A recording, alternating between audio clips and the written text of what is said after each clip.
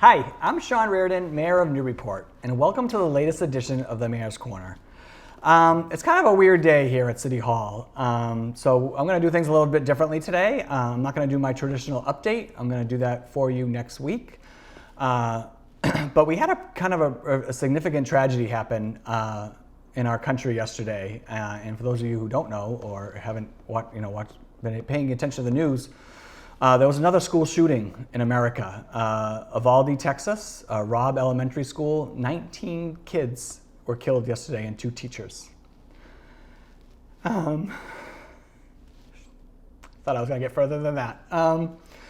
It's really an amazing thing, especially, it's been almost 10 years since Newtown and in Newtown, Connecticut, and every time I hear Newtown, I usually get pretty filled up.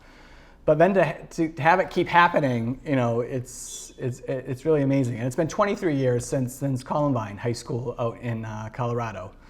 Many of you know I'm a former teacher. I'm a father. I've got 3 kids in our schools here in Newburyport. I have a 4th grader, and those were one of the grades that had lost kids yesterday at that school. That Robb Elementary School had grades 2, 3, and 4 in it. It's just a weird thing. It's a really helpless feeling, it's a sad feeling, it's a helpless feeling. Again, on the local level, you just feel helpless. What do you do? And we live in a place like Massachusetts that has pretty good gun laws. But here it is. It's another tragedy that we're all mourning today. And I was able to go up to the elementary school this morning, and it was nice. We had a couple of our officers up there, Officer Cutter and Officer Filato, just greeting kids and parents as they came in. It was actually a really nice scene. It's a beautiful day here in Newburyport, but I know there's a lot of people out there like me who are just emotional and.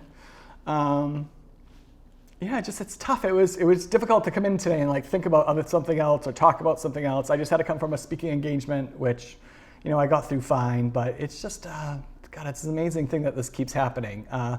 So first and foremost, I just want you to know that this is always front of mind of my administration, the city, and especially our schools. I came from I was a teacher here in Newburyport. I was on the school committee, and I think one of the best school committee meetings we ever had was shortly after Parkland.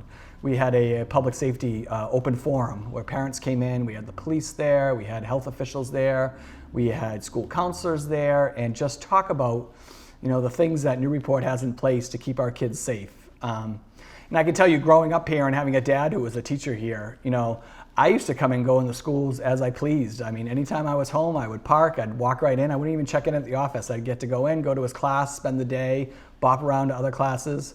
So, you can tell in the past, 25 years how that's changed. You don't have access to schools. Plus, I worked with schools for a long time. So, I used to walk into high schools all over New England and not check in at the office, go right to department heads and talk. But, those days are long gone. And so, it's great in your report that we have taken, security measures. It is difficult to get into our schools. We do practice school safety lockdown drills on a regular basis. I know that, we probably weren't doing that as much during COVID, but I know it's something we've started back up again. The safety of all of our kids are always front and center. It's reasons why we invest in school counselors and adjustment counselors and talk about mental health with our kids. We have a Newburyport Youth Services that do a lot with the mental health of our children. Not only just preparing our teachers for the world like our kids live in, but also they can be on the lookout for signs, whether it be at home or in the school that could be red flags and lead to some situations. So, there's a lot that's involved in that. The social and emotional learning programs that we invest in can also help, kids and identify things before they can become a problem. This all plays into it. Social emotional learning kind of grew out of character education, and I remember character education when it first came out was born out of a lot of these inner city violence that was happening. Not necessarily school shootings, but things happening in communities, and they wanted a way to address that. And again, just make better people, make great humans that can go out and do a lot of good things in the world, and that's evolved over the years. And again, I think that's a lot of the social emotional learning that's going on in schools, have that mission around mental health. So again, we're doing all those things, and I think those are great things. We also have a resource officer, Kyle McElroy, who is doing a great job in the school. So all these things kind of play into, kind of keeping our kids safe and putting a priority on that. But, every time there's another event in our city, in our country, one, it breaks your heart, and two, it scares you. Again, I sent my 3 kids off to school today, and I sent my 71-year-old father, who is currently a substitute teacher at the Bresnahan, off to school today. And, I didn't get a chance to talk to my kids about it a lot this morning, but I did get to talk to my dad, and a 34-year teacher, and now he pretty much is a permanent sub at the Bresnahan. It just it hits you hard. So I want the community to know that obviously we're here for all of you. We're here for our staff as well at the schools. Our leader Sean Gallagher had a great statement he came out with earlier today. And then we have support in place for our teachers and our students at the schools. So just know that we're doing that. I know in City Hall we're sending out an email to our staff as well. And we have an employee assistant program that always has counselors available to our city employees. So we're putting that information out today to them as well. Because these things I think go beyond politics. These are just bigger things that are happening in our world that just affect you each and every day. So again, it's a little melancholy around City Hall today, and it's tough. We're doing a lot of good things, but when something like this happens, it makes you stop and think, and kind of reflect on what we're doing and how we can do things better. But this, just to talk a little bit about these shootings. I grew up, I didn't have to worry about these things. It didn't exist when I was in school. But I would say since 1999, this has been a problem in our country, and this is an America problem. This isn't happening anywhere else in the world, which is just crazy to think about.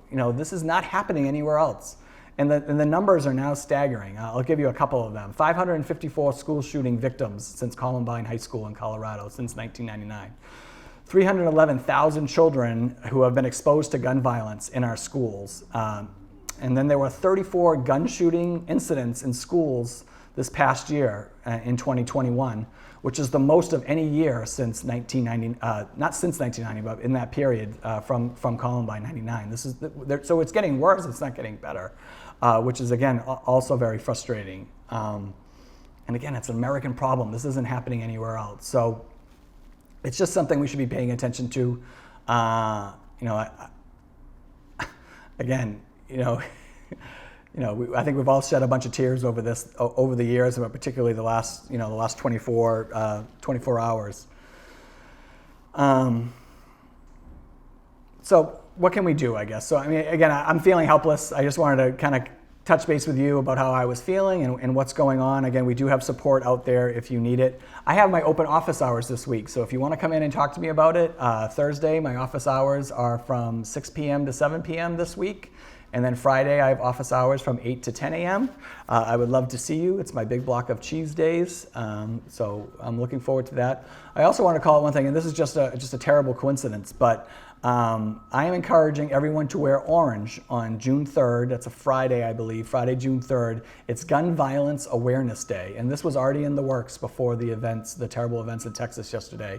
But we'll be encouraging everyone out there, outside of City Hall, inside City Hall, to wear orange today in honor of Gun Violence Awareness Day, and we're going to be doing a proclamation from City Hall steps. But I can mention that again next week. But just something to put on your radar, and it just so happened to fall, days from this terrible tragedy in Uvalde, Texas. So I don't know, that's pretty much all I have to say, I think. Again, it's a frustrating day, it's a sad day, it's a time to reflect, it's a time to maybe even get angry, but it's a time to be there for each other. So that's my Mayor's Corners this week. I hope I see you soon. I hope I hear from you soon. Again, please stop by my office hours. And again, if you're struggling with mental health out there, this is one of the things I'm trying to get started with my mental health advisory group. Please reach out to my office. There are people and organizations out there that can help, or go to cityofnewburyport.com and send us a message that way. We'll continue to update our website with resources for the public. And if you have kids at home and you send them off to school today, just be thankful that they're home after school today, because there's a lot of people in this country whose kids didn't come home yesterday. And just hug them tight and just do what you can for them, and just love them. So again, have a great rest of the week here in Newburyport, and I'll see you next week for my usual update. Take care.